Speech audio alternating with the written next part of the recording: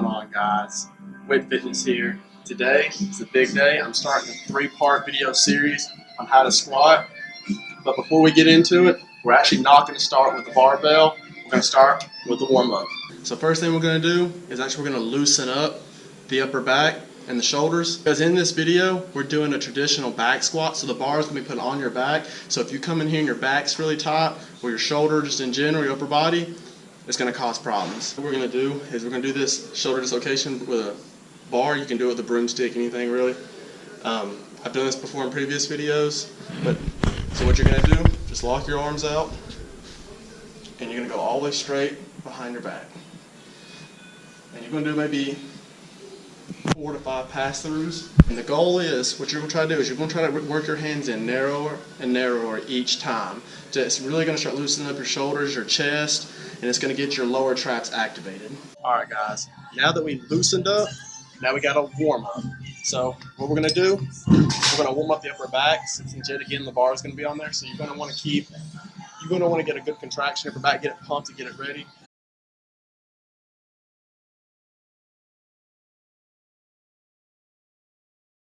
Do about 10 to 15 reps. You don't want to max out on this, as I said before in other videos. Just do about 10 to 15 reps and get a good lower trap contraction. Alright guys, next up, just a quick tip. Never squat in tennis shoes. Either do it barefooted, maybe some Converses, or just get some lifting shoes. Because these tennis shoes are really bad for your knees when you're doing squats. But next up guys, we got bar setup. You don't want the bar to be too high. You don't want to have to be on your tiptoes trying to unrack the bar. So what you're going to want to do is you're going to want to put the bar at like a happy medium where you're bending over just a tad to get it, but you're not too low where you're sucking your energy out trying to unrack the weight. But like I said, you also don't want to be too high where you're on your tiptoes trying to unrack it. So set up at a happy medium. For this rack, I like to put it about right here. As you can see, it's not too low, not too high. So next up, we got bar positioning. I got my shirt off to show the bar positioning. What you're gonna do, since we already warmed up our upper back, you should be able to pull your shoulder blades back and really create like a shelf for the bar to sit. So what you're gonna do is you're gonna retract your shoulder blades, and then you're gonna wanna play around and try to find like a good, comfortable spot for that bar to sit. You don't want it on the back of your neck, but you don't want it too low where you can't hold it. So you want it to be pretty much on the traps, like in between the traps and your neck. There'll be like a little shelf there you can put it where it can rest comfortably and not be much of a strain.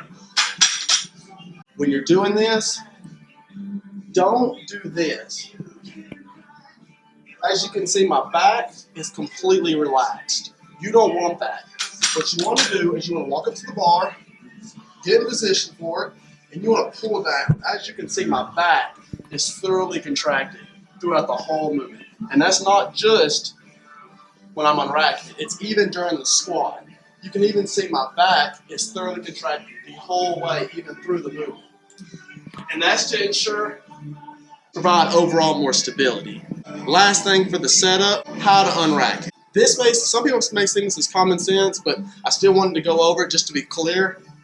When you're unracking it, you want to get your feet about shoulder width apart, and you want to squeeze your glutes to get it up. You don't want to pick it up. You do not want to pick it up like this with one foot. Get both your feet underneath you. Squeeze your glutes. Get it off the rack nice and easily, and that way you'll ensure that you're not burning a lot of energy trying to unrack the weight. That's part one. This is the setup. Part two is actually going to cover the lift on how to do the squat. So if you like this video and you want to stay in touch with the whole series, make sure that you subscribe to my YouTube channel. Give this video a thumbs up. I'll see you guys later.